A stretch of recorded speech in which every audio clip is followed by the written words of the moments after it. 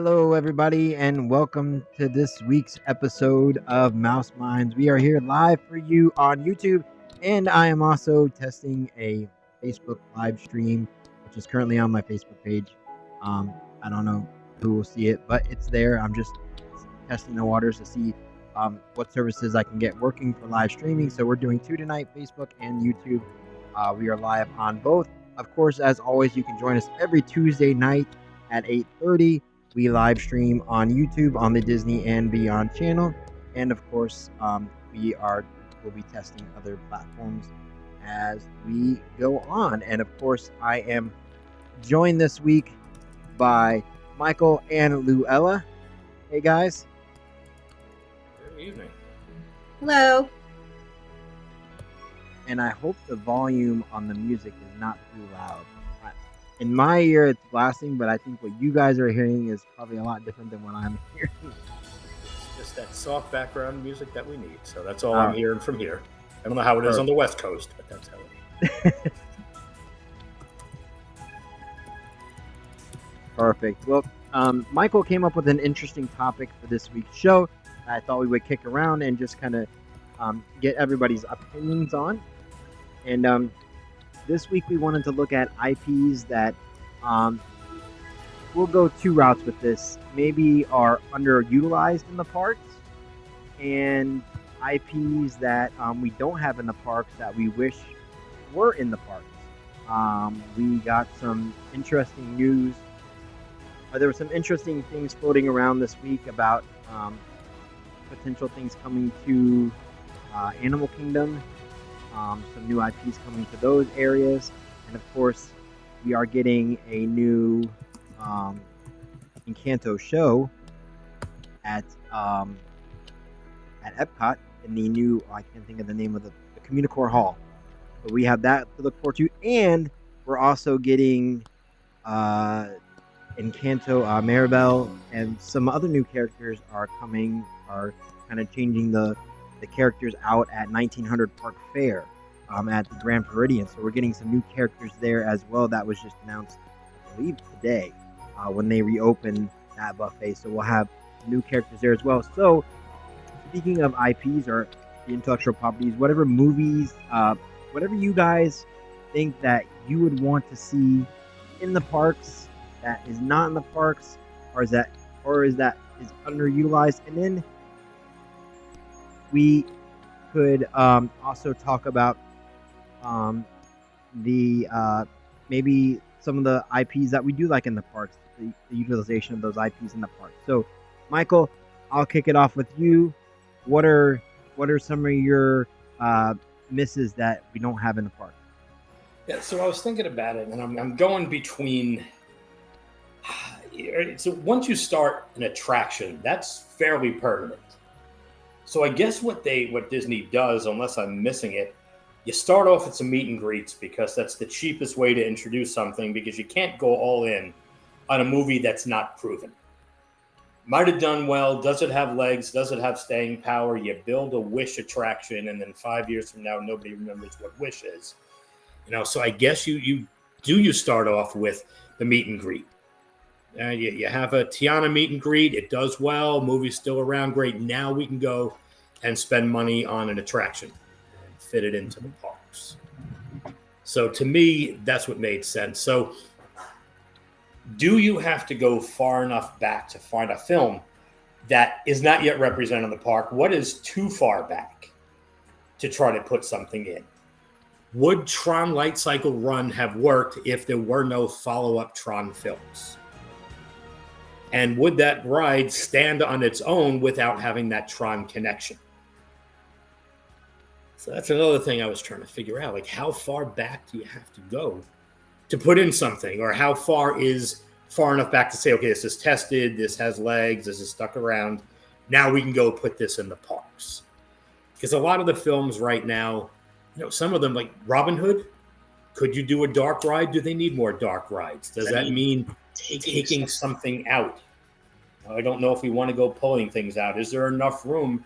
And I don't know about the expansion pads within New Fantasyland to say that you could go putting attractions in. So that was the other place where I got stuck.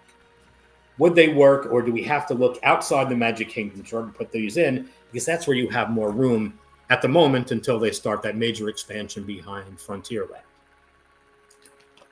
So I don't know, Robert. That you did bring up a good point too that I forgot to mention at the beginning of the show too. We did also get, I believe, the permits were filed for them to start work behind. Or was it permits filed, or did Josh Tomorrow say that there was going to be new additions in the back there behind Thunder Mountain? I can't remember how that went down. Yeah, I don't remember who brought that up, but be a nice expansion. I think it was actually at the shareholders meeting. I think is when it was actually brought up, if I remember correctly. They had mentioned that back area opening up. Now, what could actually go there? I honestly, at this point, I don't know what I would want to see back there, because I'm still kind of flabbergasted that they have more land. Like, I mean, I guess there is a lot of land, but I'm still like, there's land back there. So it would, and I guess I'm so fixated, especially in that area, on the Tiana's Bayou Adventure, that I haven't really been thinking about anything other than that, because I've been so focused on that project and what that looks like. So that's a great point you brought up there. And now that'll be the other thing, as we're talking about how do you expand and what IPs are missing. This gives them an excellent opportunity to go identify some of those properties, but unless this is going to be a hodgepodge, do they have to stay with the theme? Because all we can do right now is speculate. That is definitely correct. All we can do is speculate. I mean, a lot of blogs have built their whole blog on speculation, and they have been right for the most part. So that is something that I think the hardcore Disney fans love to do. They love to think, as they say, what's new, what's next, Walt Disney World, or Disney parks, I should say. So yes, that is definitely a great point there. Now, I'll go. Lisa, welcome to the show. Hey, thank you. So we are discussing IPs that we would like to see in the parks that are not in there right now, or IPs that maybe are underutilized and we would like to see in the parks as well. Do you have any yourself? Well, since I have no idea what you guys mentioned, Nothing really. okay. Well, I know that Encanto is still really big, and there is, the meet and greet. It would be wonderful if there was maybe Encanto, or something more with Coco, or something more with some of the recent movies that have been really, really big hits. But I was trying to think of anything else on the fly, and those are two big ones that seem to have pretty big followings that I can think of. If they could do the house, if they could do, any number of things. So It's interesting you brought up Coco, because it seems like they built that little piece in the Epcot pyramid there, and they said, okay, great, we covered that, we're good, let's just slink away from it and see who notices. And there's so much more that you could do with that film than to give it what's essentially the Stave Church treatment that they did with Frozen until they went and built the ride. A couple of displays behind some glass, and then like, okay, good, we got Coco covered. But do they? Well, we are, and this is not Coco. For Encanto, I know for Encanto, we are getting that show at, I believe it's Encanto, we're getting that show at Epcot at Communicore Hall. But you're right, we haven't really had much for Coco, other than what was I believe they had it on both coasts. There was like some sort of puppet show for Coco. I say there were puppets there. You're Yes. right. They did have the puppets.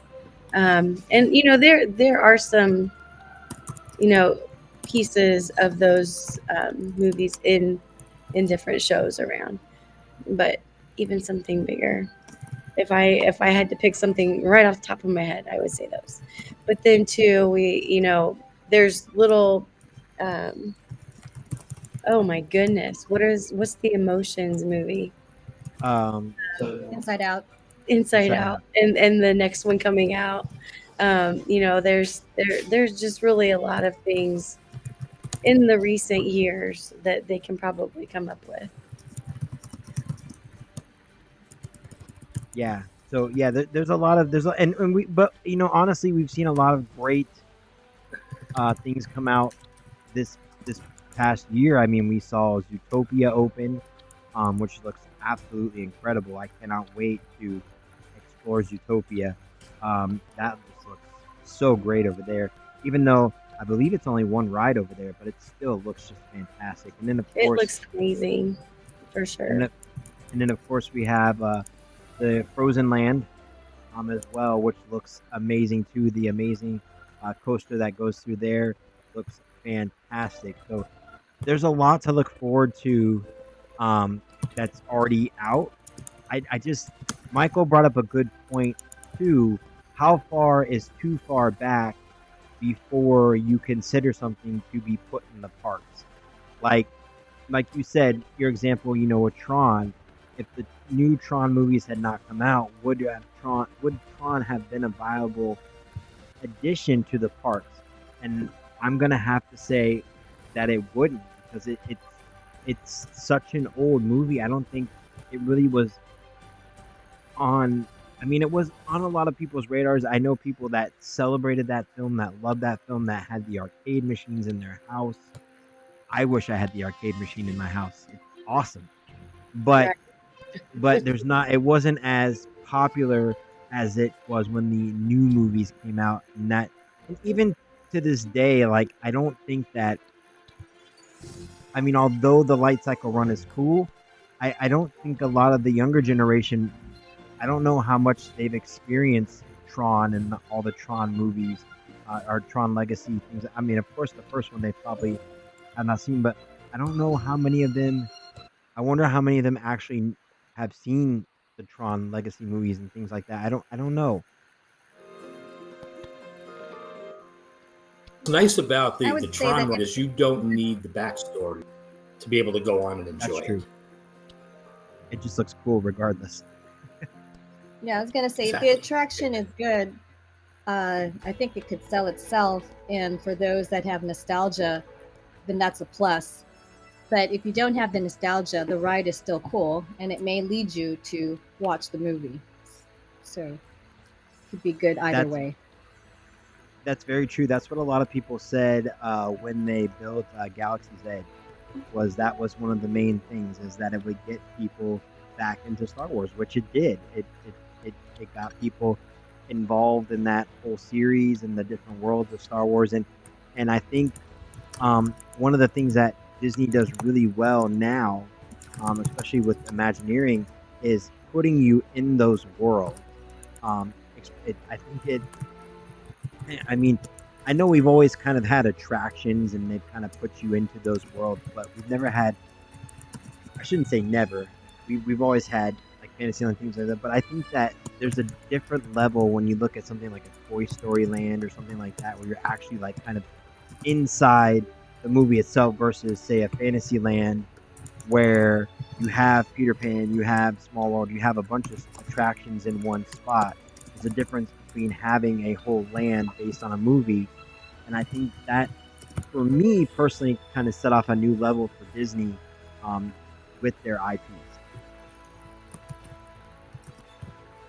And then, how many attractions do you need from one film?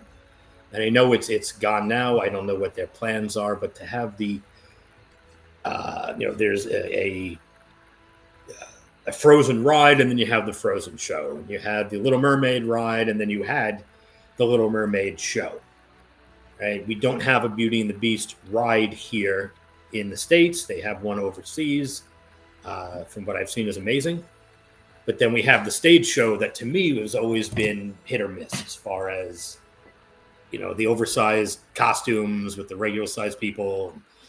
It always seemed odd to me. But are we missing that attraction? And is that something that, is it an opportunity we could have had in France rather than the Ratatouille ride? Is there a way to stick a second ride in there? Because I don't think any pavilion has two rides. Right? It's always one ride and then maybe a movie or show, if anything. That is true. That is one. They typically stick to, well, all the pavilions. Well, not all the pavilions, but the ones that do have an attraction have the one attraction. And there was a lot. The thing about Epcot is there was a lot more attractions actually on the books and actually happened. Like things like the Rhine River cruise in Germany, which we were supposed to get. The Meet the World attraction, which they actually got in Tokyo, but we were going to get that over here.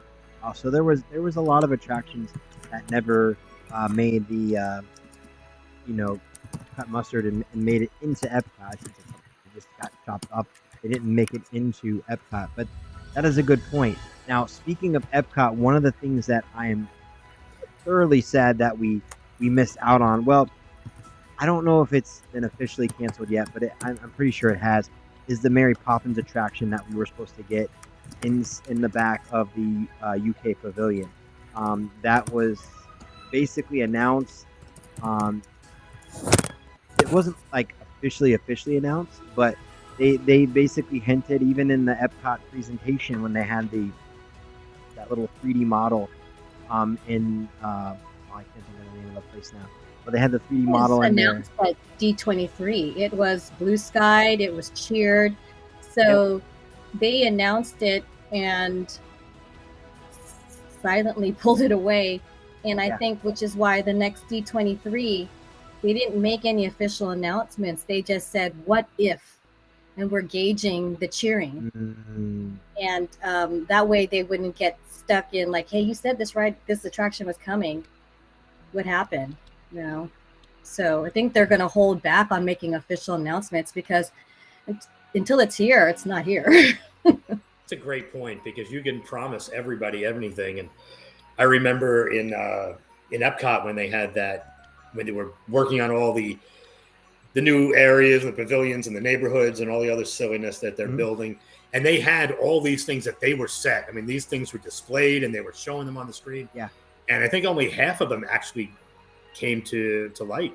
So maybe you got a great point there. Just what if, and make those the announcements until you have something solid to move forward with. Yeah, that way they don't they don't overcommit and leave everyone like upset because you said an official announcement. And see, these are only all for the fans. Because your average Midwest family that's only been once, has never been before, and they're not going to go because a new attraction necessarily opened. They've been saving their nickels and dimes forever to be able to make this trip for their family. So whether there's a brand new attraction or not, or the drone show is there or not, or whatever, they're going, and they'll just love and revel in whatever is there, and they might not know any better. This isn't the Epcot I picture. You said there was going to be a Wreck-It Ralph thing. Let's go and enjoy. Mm-hmm. Yeah, and the Odyssey, that's what we were thinking of. The Odyssey is what we were thinking of. That's where the 3D model was. I just couldn't think of the name off the top of my head.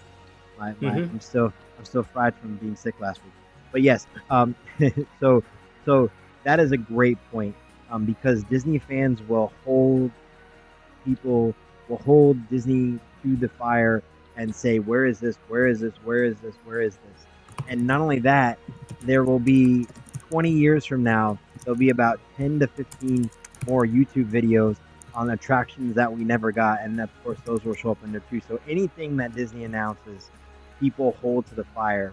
And of course, I mean, even things Disney doesn't announce, people hold to the fire as well. Because, I mean, like I said earlier, a lot of websites live and breathe on rumors and posting what could be potentially happening, what could be potentially coming. So I never thought about that, but that is a big thing. They have to be very strategic about what they announced because, and I think before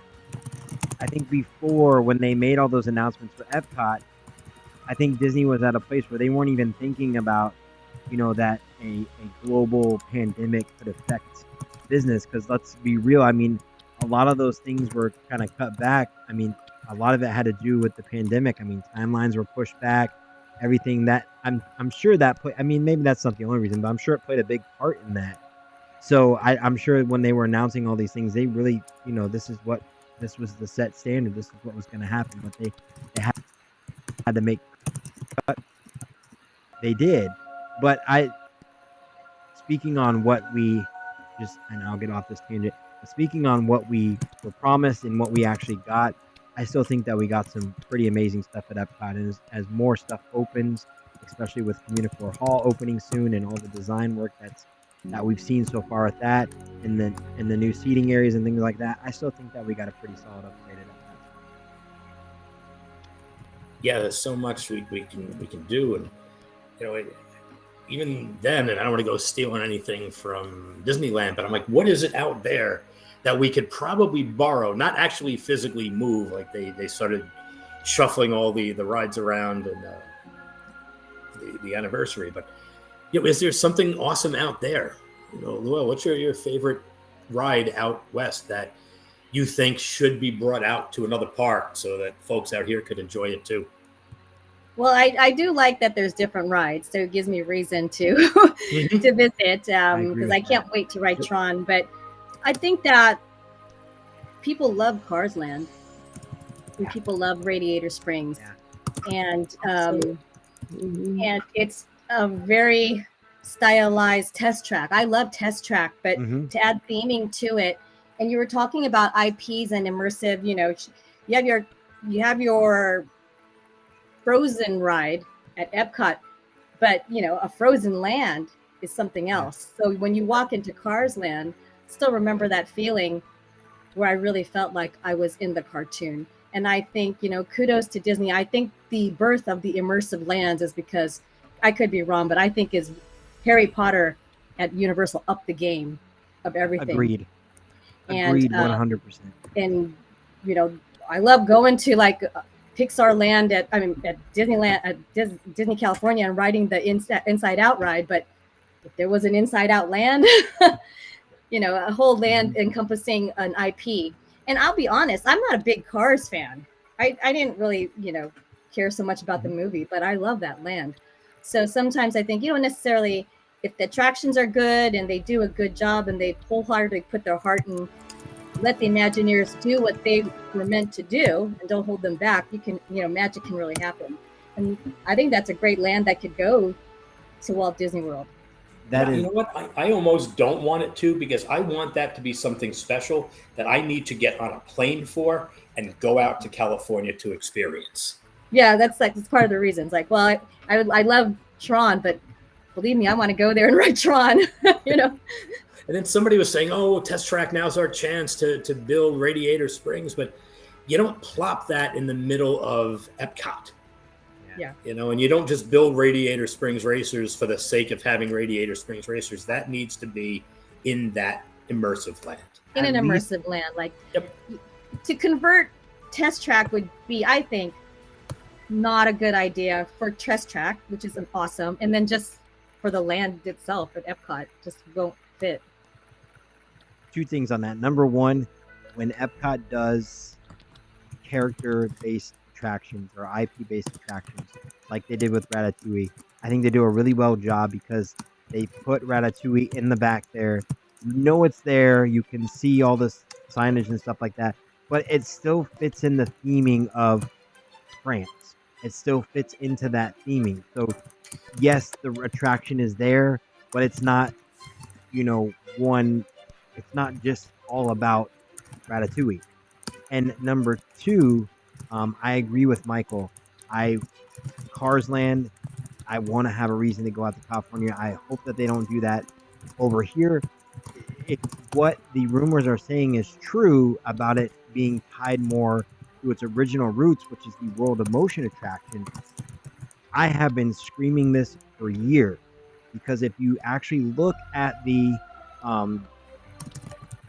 World of Motion attraction, the final scene of that attraction, there's you go through what's called Future World, and if that scene, if you ever look at that POV of that attraction, if that scene is not the epitome of pretty much what you go through right now on Test Track, then nothing else is, because it's that futuristic city with the spaceship, and it's, to me, everyone was calling Test Track Contract. I think that little bit of, they took a little bit of that design from that future city that they had at the end of that attraction. I like to believe that. I don't know if they did or not, but I like to believe that, because if they build an attraction based off of that and kind of those futuristic vibes that are futuristic transportation vibes that World of Motion had towards the end of the attraction, I think that Test Track can be really, really awesome. And it'll be awesome because one of the great things that they can do with these IPs is they have the option to create something that's new and makes the newer generations happy, but also, brings out those emotions for all those fans from those older attractions. And basically like almost like creating a Horizons 2.0, kind of thing. Like you can still kind of feel the roots of the old World of Motion attraction, but you have something for the new generation. And that, I think, could be a huge stepping stone for Disney, and I hope that they continue to do that in the future, because that's what there's a lot of Disney adults that have been going to Disney their whole life, and they want to remember the attractions of yesteryear. So having that kind of and making that work for the new generations, that's huge in my opinion. No, I haven't been following. I didn't follow the stories and glued to every announcement from Disney. Did they say what their logic was or what the rationale was for updating Test Track? I mean, it's still happening. I don't think ridership has done. I know it's broken every now and again, but I don't know if the next ride is going to take care of some of those bugs. But what are they looking to do? It's already futuristic. We're in that transition between futuristic and natural now with this new, the new vision of Epcot. So why the change?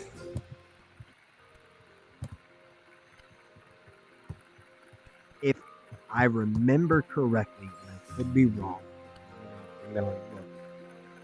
but I think it had to do with Chevrolet. I think Chevrolet wanted an updated attraction.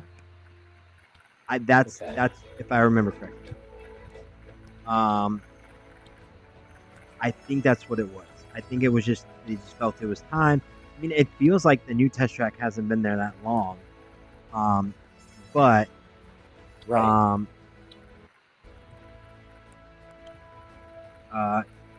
Yeah, so it just says here that that it was just to reimagine the ride. I would imagine that Chevrolet, I mean, I'm sure that attraction actually, because the idea of sponsoring attractions is kind of an outdated thing. Companies don't really do that anymore, because I don't think they really see any benefit from it anymore. But I still believe, Chevrolet stuck around for so long. They have to see some benefit from it. It has to be getting people excited about their cars or something. So I would assume that they had a big hand in that. I can't imagine that, because it hasn't been. Well, I guess the current version of Test Track has been in operation since 2012. I didn't think it was that long. So if it's really been that long, then yeah, I guess it's time for something new. But I didn't have a problem with the original Test Track.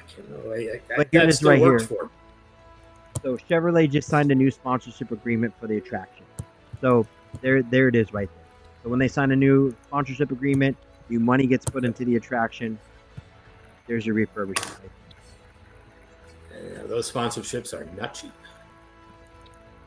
I can only imagine what what Chevrolet pays to have that sponsorship on what is widely considered as a keystone Epcot attraction. I mean, like I said, it must be doing a lot for them, because I can imagine that's not a small attraction. And then are people actually leaving there going, boy, now I need to buy a Chevy? You know, I went to that after the post show bit, sat in one of their cars. I'm sold. I'm going to go home and head right to the dealership. I don't know. Again, is it just getting the name out there? People already know the name Chevy. So, I mean, I will say from someone who's gone through the attraction many times, it is nice. Like the few times that I've been looking for a car, it is nice to go through that area. It's not a car dealership. You don't have to worry about someone kind of hovering over you.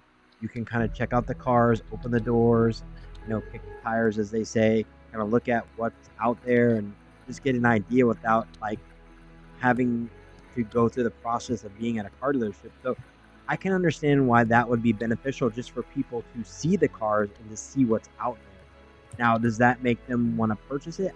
I mean, I don't know what the numbers would look like on that, but I can say it is nice to be able to just see what's out there. And sometimes there's been times when I've gone through there and I've looked at the cars and I said, wow, this is Chevy. Okay, this is nice. You see things you don't expect from that brand. And I think that's kind of where they win with this, is people kind of see that and say, wow, that's Chevrolet. I never thought of that. I'll have to look at that next time I get a car. So.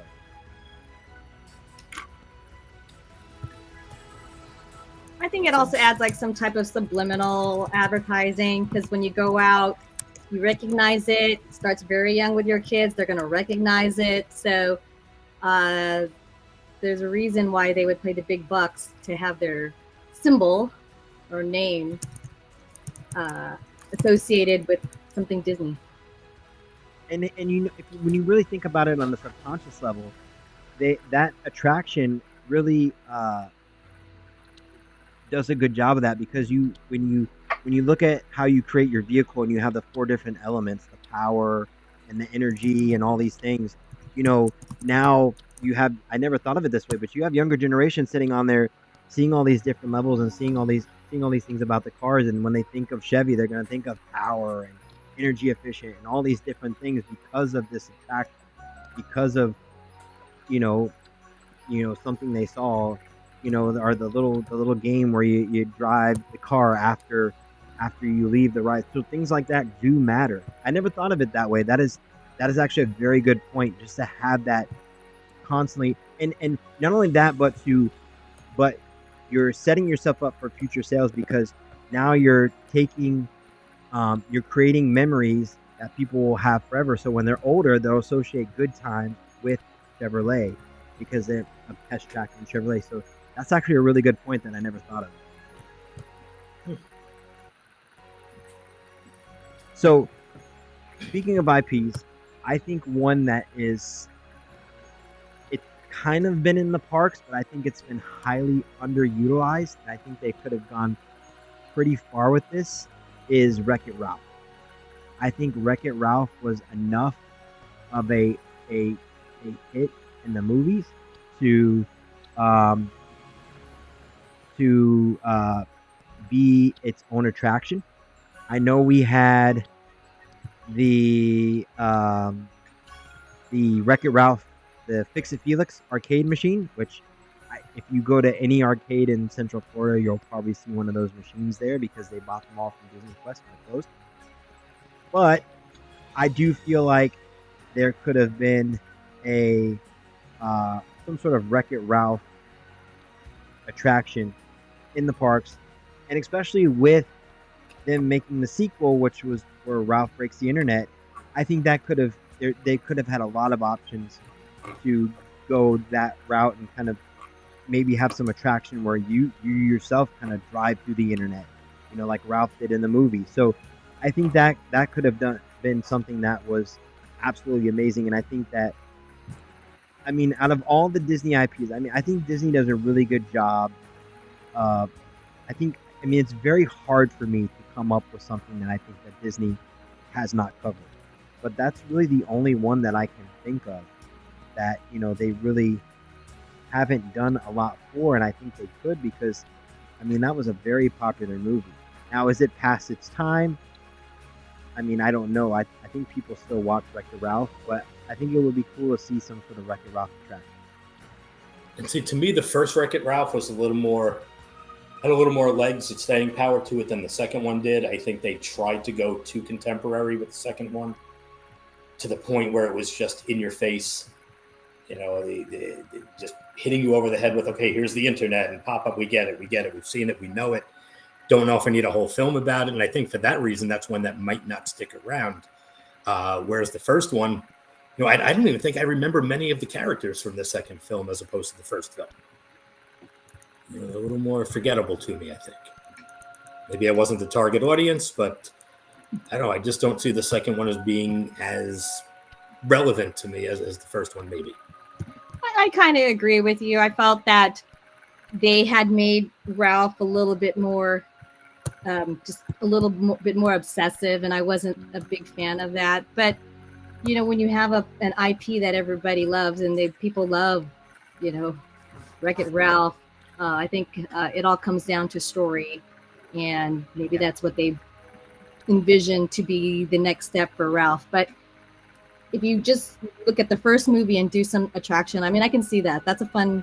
I mean, if you ever see Ralph as a meet and greet, I mean, he's huge. You want, he is. You want to see that character just like Baymax.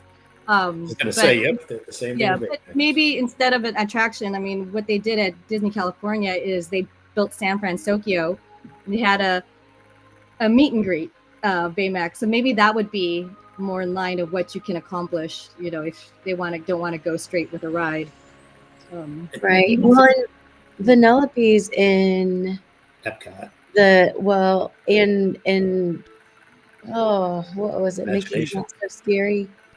The Boo to You Parade. Oh, okay. I think. And then of course they do have Vanellope's on the cruise line. They do have the Vanellope candy shop. But I still think, like, even if they made like think about it this way, like, we know that Universal has the amazing Mario Kart AR attraction. What about something similar but for Sugar Rush? Oh gosh, that'd be so cute. That would be cute. Yeah. If you've haven't been on that Mario ride, now that I envision it, that would be awesome. And it's a video game, and you'd be immersed, and you can probably throw candies. Yeah. Maybe you could select who your character is, and there was some sort of maybe one of the, like, they could add like a bonus feature, like a hidden feature where you could like in Wreck-It Ralph when they find the home for all the other arcade games like Qbert and all those games inside. Maybe that's something that you could unlock in there, something where you could be driving as Qbert or driving as Wreck-It Ralph, or something that's not something you would normally see in Sugar Rush. I think that would be an awesome attraction. I mean, it doesn't necessarily have to be like Fix It Felix or a Fix It Felix attraction. It could be something just as simple as Sugar Rush. So they don't have to go back and relicense those characters to be able to include them in the park. But, I mean, don't think that Disney isn't listening to this show, because just last week we talked about how they really needed to upgrade the cars out at the Utopia. And hey, look, 3 days later they announced that they're going to go upgrade the cars in the Utopia. Yeah, they're going to make them electric. Yeah, so they're listening, right? We talked about Indiana Jones, and hey, look, it's Indiana Jones right there. Yeah. Well, Josh Tomorrow, we're really glad that you are a fan of our show. Glad that you listen every week. We're glad that we're even on your radar. We will make sure to be there opening day when those electric cars show up, because we have to represent for our own ideas. That's why we are the Mouse Minds, because this is who they're listening to. You're missing out. I mean, we could, let us know, Josh. We'll come over. We'll sit down. We'll chat. I mean, I've got blueprints for a Horizons 2.0 attraction that would blow your mind. I really don't have that. But I'll work on that. I will work on that. I promise. All right. So speaking of Epcot, let's go back to and we can go to West Coast after this. But speaking of Epcot, I want to do one last one, and I think this is the most underutilized uh, character, even though he's pretty. Some people may say he's pretty heavily utilized at Epcot, but I think Figment is way underutilized. I don't think they use him as much as they should. I think the attraction needs to be updated heavily. I don't know why they haven't done anything with it in a long time. I would imagine because maybe there's no sponsor. Where's the money going to come from to upgrade the attraction? Seeing as it's not like it's not necessarily a.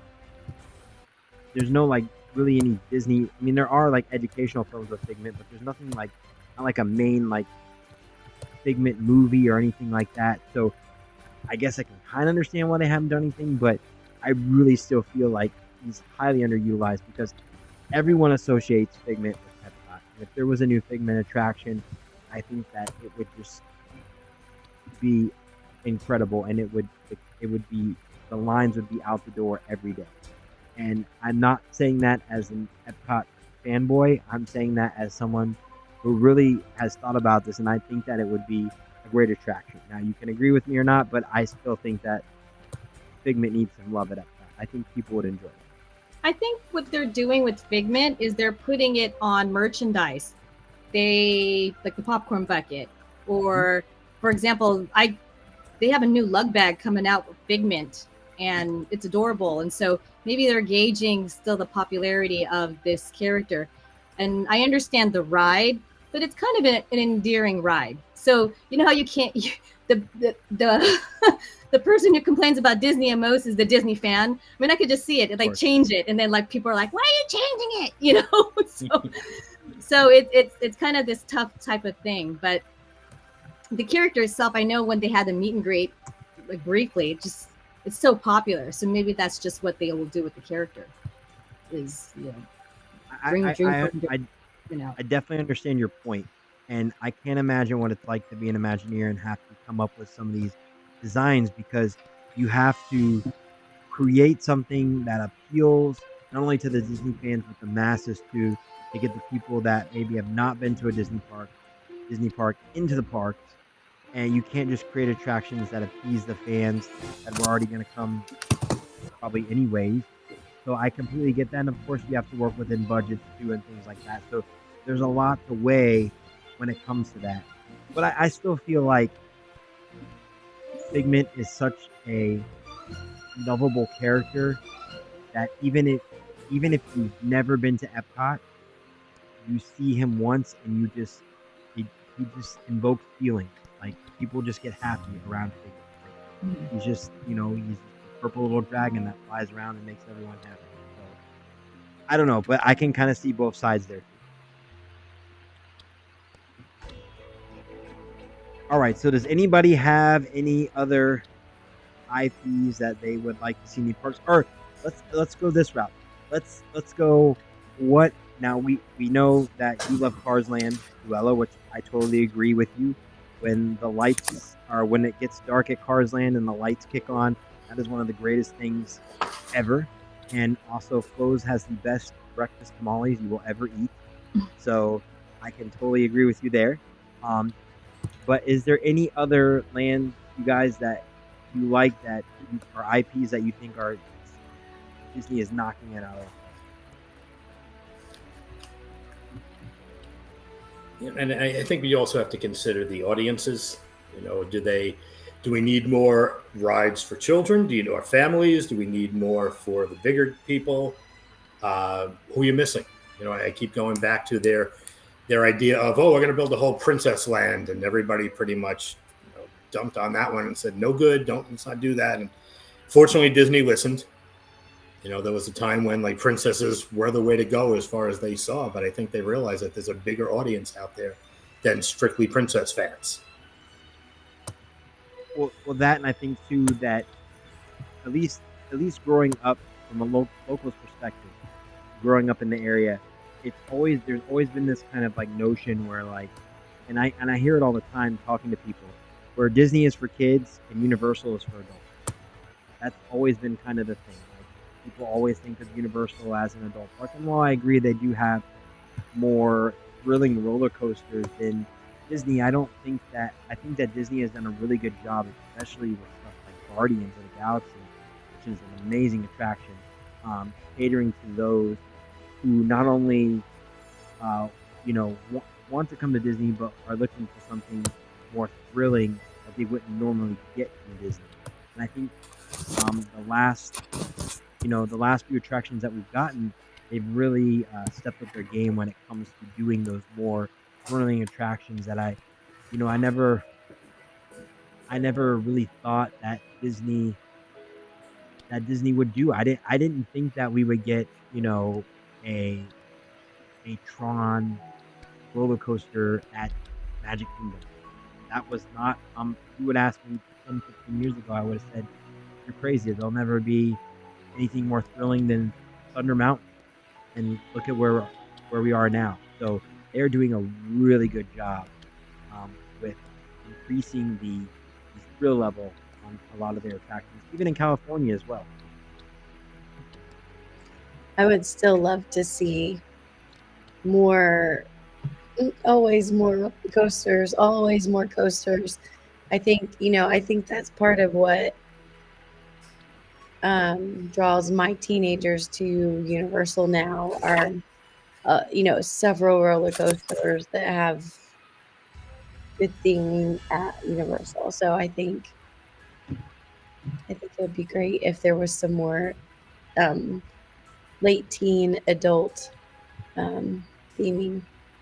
I mean, I understand the majority of people in my age bracket really love the adult theming of the adult drinks and things at Epcot, but at some of the other parks. Well, the thing with Disney is there's doing a coaster and there's doing a coaster right. I can go to Six Flags and ride the tallest, craziest coasters ever. And they live up to the hype. I mean, X2 is one of the craziest coasters I have ever been on.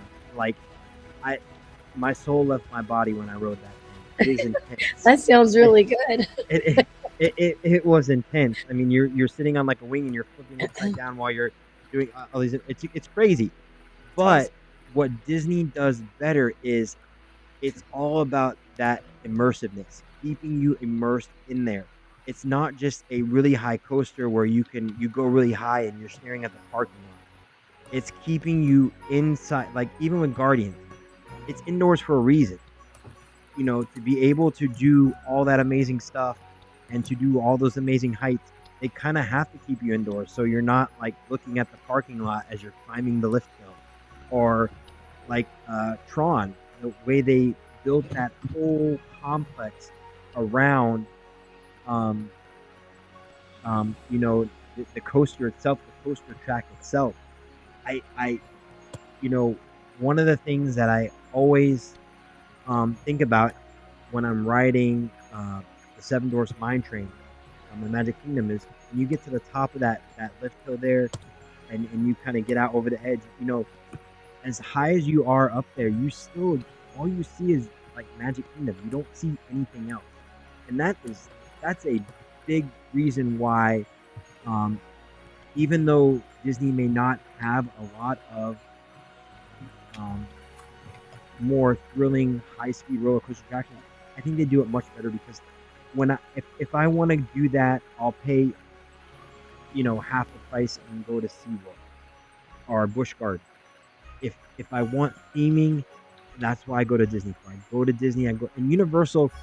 They used to be that way where they, like Dueling Dragons and some of these other coasters where it was, you just basically saw coaster track.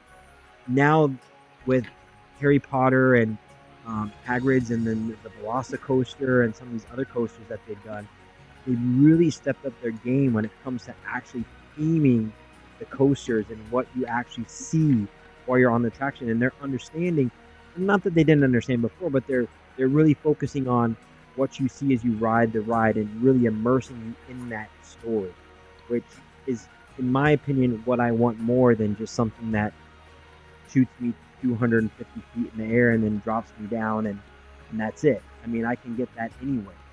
what keeps me coming back is the theme. See, I think to your point, it's even more than just what you see while you're on the attraction. But and I don't know if it's more because they steal some Disney Imagineers, but even something like Gringotts, where you have that interactive queue, and there's so much to see, and you have animatronics, and you have the bankers. Spider-Man's one of my favorite rides in any theme park, and even that one, you walk through an office, but it's empty. You hear some noise and you see some lights, but there's nothing going on outside of a couple of TV monitors and a phone ringing. But now you build this whole interactive Gringotts and all the, I go through just for the build-up, just to see that queue. So I think they're catching on there too, and they're following Disney's path. Well, that too, and I think both parks, because they're kind of in this like battle right now. I think that they're creating a lot of amazing new technology for coasters. Like if you look at the plans released for the Donkey Kong coaster that's coming to Epic Universe, there's a section where you basically jump the track. Like you're in like a little mine cart and you jump the track. Like your cart literally jumps off the track. Like and the technology behind it is absolutely incredible. So all this competition that we have back and forth right now is going to lead to some of the greatest technological advancement when it comes to these attractions, because they really have to step up their game, and it's just back and forth. It's back and forth. Yeah, we'll be the ones. And to I don't know benefit how that. much of the announcement. Really? Well, that's it. It's all the fans. We hope. But I don't know how much of that announcement. It almost felt knee-jerk to me about the expansion. Everyone's talking, Universal, and they had to go check a map. What do we have? Yeah, we were planning for years to build right back here. I don't know if that was the case, but I'm glad that they're doing something about it. So whoever lit the fire under them, thank you. Yeah, that was definitely, if I remember correctly, that was the day that they had the shareholders meeting and they had the vote, the proxy vote, and all that stuff going on. So if I remember correctly, that's when they announced that. But I could be wrong. I don't. Well, actually, no. I take that back here. So it was announced at the D23 Expo. So yeah, so they did have this announced before. So I guess it's just something that flew maybe because it was so blue sky at the time that it just flew over my radar. Because, like to Luella's point earlier, they announce these things and they're so blue sky that you never, it's like, is it going to happen? Is it not going to happen? You can't count on it. So it's probably one of those things that just flew off of all our radars.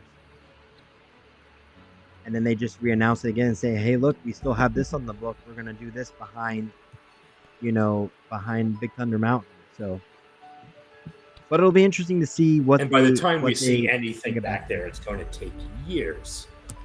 Yeah. Before before there's anything to even be concerned about.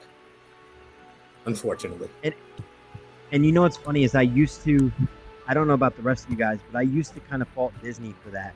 I would be upset and be like, well, Universal can build an attraction or a whole new theme park in a year, 2 years, and it takes Disney 2 years, 3 years to build Tron.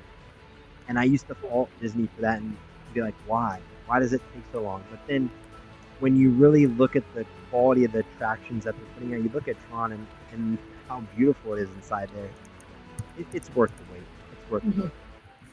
But see, now I still fault Disney because it took them, 3.5, 4 years to build all of the original Walt Disney World. You're talking a theme park, you're talking digging out the lagoon, building a monorail track, building a parking lot, building 2 hotels, building a golf course, building all the roads and infrastructure to connect it to the highway. And in the time it took them to build all that, you give us Mine Train? A little 1.5-minute roller coaster? No good. So I'm still faulting Disney for all the slowness in their expansion. Well, I've never heard that comparison before. Now that you say that, I'm shaking my fist. 67 to 71, 68 by the time they cleared the land. Come on, it was 3-4 years at most That's true. to build That's true. all of Walt Disney World in its earliest incarnation, right? It took them a year to build Disneyland. And that place is still rocking and rolling. So don't tell me 4 years to build Tron. Come on. Well, the answer is, as companies grow and hierarchies grow and bureaucracy grows and everyone has to clear the budget from 6 different people, and and you have to fight with the Disney fans, and Disney fans now have X and Facebook and can complain in ways they've never been able to complain before. So it makes it a lot harder. And some of the rides in the animatronics, they're aren't they contracting out to some companies now? And I don't think Disney's building much in house anymore. Well, Disney has always kind of worked with Garner Holt to do a lot of their work with a lot of their animatronics, which Garner Holt is an amazing animatronic company. They've always done a lot of stuff with them. So but speaking of animatronics, if you haven't seen the new animatronics I think they just released another video this week, showcasing. Yeah, it was this week on YouTube, showcasing all the animatronics, or most of the animatronics for Tiana's Bayou Adventure, and those look really awesome. There's some really awesome animatronics coming into that attraction. Yeah. Animatronics do not make a great ride, so I hope this one lives up to it. You know, the whole thing is the drop. What's going on in between is okay, but you know, you just go in there for the drop at that. I mean, so I would agree with you on that, but Pandora, the Navi River journey, the only thing that really makes that attraction for me and makes me want to go back to that attraction is the shaman animatronic at the end of the ride. That is the only thing that will get me on that attraction. Yeah, it's a small world without the dolls, basically. So well, you got to have something to pay off, because they have to sit in there going, okay, I get it. The frogs are jumping on the leaves. I get it. Seen it. So that's your payoff at the end of the ride for sitting there for the 2 minutes going through a boat ride with nothing to see. And the waiting in line too. And waiting online for that slow boat ride. I've never heard that ride broken down that way, but yeah, it's the rest of it is kind of slow except for the animatronic. You are correct. There we go. I hope we covered enough tonight and picked out some IP. And of course, we'll think of something later on. And if the listeners and the viewers have anything, we'd love to interact with you. So absolutely. And I see we have someone in the chat. I'm going to see if I can throw this on the screen here. This is a very interesting one. Now, I don't know if it could work now, but this would have been interesting in its heyday. Let me see if I can put this on the screen here. Someone mentioned Little Einsteins. Now, that was a show that I watched with my daughter. Of course, I love that show. And they did have them at Hollywood Studios. They had it in the Disney Junior show over there.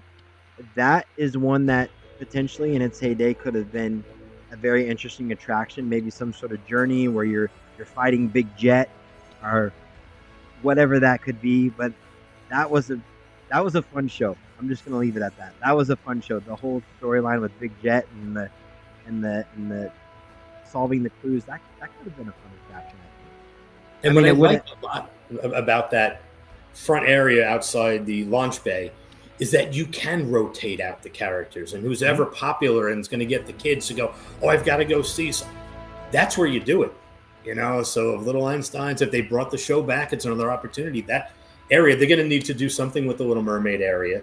Eventually, I don't. Do you close down Launch Bay and take some of those fixtures and move them over to Batu now that you have it?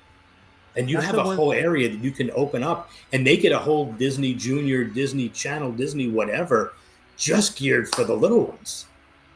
And that's the one thing I will say when it comes to Star Wars on both coasts.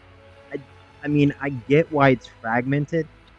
I get why Star Tours was first and then they built Galaxy's Edge. I still wish it could all be like in one section, but obviously you can't move an attraction but I still wish that Galaxy's Edge just encompassed everything and we had more space for other attractions. But then again, I get why it is the way it is because those other attractions came first. But that is a great point. Moving Launch Bay into, which really Launch Bay now, I mean, at least on our side, is more of just a meet and greet than anything. So they could easily just move that and then move something into that space over there. So that would be a great space for an attraction over there. Yeah, and make that your Seuss landing in Walt Disney World. Put it in Hollywood Studios over there, and that's your whole area dedicated to the little kids.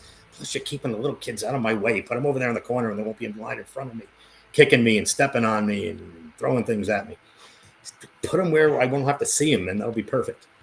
But yeah, I mean, I think Launch Bay was just a placeholder until they did the massive project. And you're right. At this point, you don't need it. You can have Jawas running around trading little trinkets, and you can have your Vader, and you already have Chewbacca over there anyway. Where is your Launch Bay So it's in Hollywood Studios. It's basically behind Little Mermaid. So the Little Mermaid attraction is not there right now. What used to be. What used to be. But you have the Disney Juniors. But it's coming back. Over there? Yeah, but the Little Mermaid attraction is coming back. I don't know when, but they're redoing the Little Mermaid attraction over there. But it is coming back to the same spot. But it's behind there. They're doing something pretty awesome right now with Star Wars, and it's this whole scavenger hunt season of the Force. And so because it's separate, Star Tours and Space Mountain, which they changed to Hyperspace Mountain, and Launch Bay is in Tomorrowland, and then they have Galaxy's Edge. There's this whole scavenger hunt that's free that you can go back and forth with each land, and it's really awesome. It's pretty awesome. So it kind of makes just a bigger Star Wars for these limited weeks. On the app, or how does that run? No, you go into Star Trader, you get this scavenger hunt card, you go and you try to solve it. It's kind of like finding the Easter eggs at Epcot, but now you have to find these canisters, and you do this clue, and at the end you win you get yourself a trading card, and it's all free. So like the pirate scavenger hunt that they have in the Magic Kingdom. Yeah. I'm all for those things. When it's free and it's interactive, something to do, those are fantastic. And I think it's fun for kids. It's fun for kids, right? One thing to distract the kids, if they can't ride Rise of the Resistance or Hyperspace Mountain, this is something that they can. And so I think things like that is way to totally immerse again with IP. And since you can't put the two rides together, let's kind of connect them in some way. Sure. I honestly missed that. I did not know they were doing that. That's actually really awesome, because that's a pretty big, going across those two lands. That's a pretty big area of the park to have a scavenger hunt. I mean, I will say I wish we had 3 scavenger hunts at Epcot, but we don't. But it is nice to know that you guys. Now, do you actually get a prize? You get a prize, and it changes every 2 weeks. Wow. So I made my reservation for 2 weeks from now.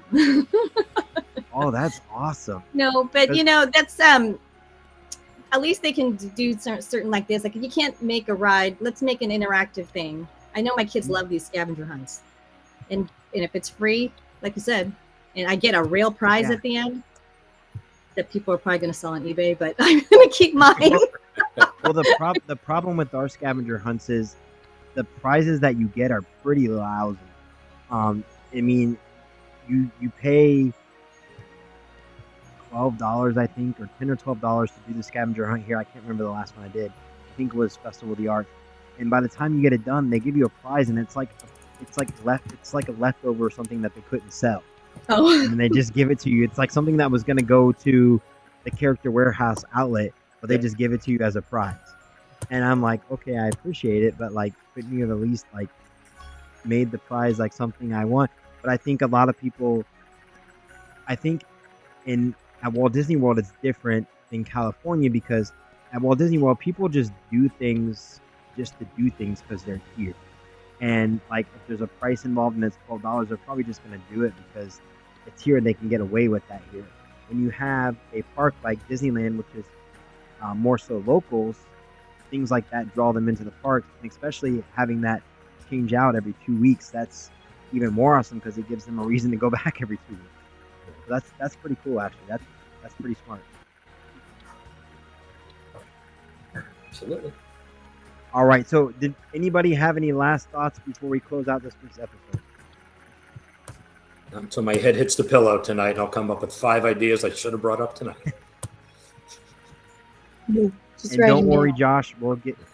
Yeah, we're all writing down our notes, Josh. So when you listen to this, when you listen next week, we'll have 5 great ideas for you to use for all of your parks. Or we'll come up with 5 new lands. I'm not doing that. I mean, Michael may do that, or Bella might do that, but I'm not. Just see what other problems we can help them fix, because we already solved 2 of them for them. So there's plenty more to go. Thank you, Mr. We Kamala, are wherever you just. are.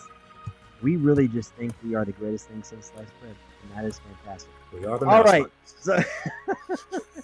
so that is gonna do it for this week's show. I want to thank everyone for joining us this week. Of course, as always, we are live for you here on Tuesdays on YouTube, and of course, this week we're testing on Facebook, but we'll get a Facebook page up soon and then start live streaming on that as well. As long as this looks okay, which I can't. I'll look at it in a minute here and see how it came out. But we definitely will have that for you. Of course, we are live every Friday on all your favorite podcasting platforms. And then, of course, we are still working on the podcast app. That'll come out probably in the next couple of weeks.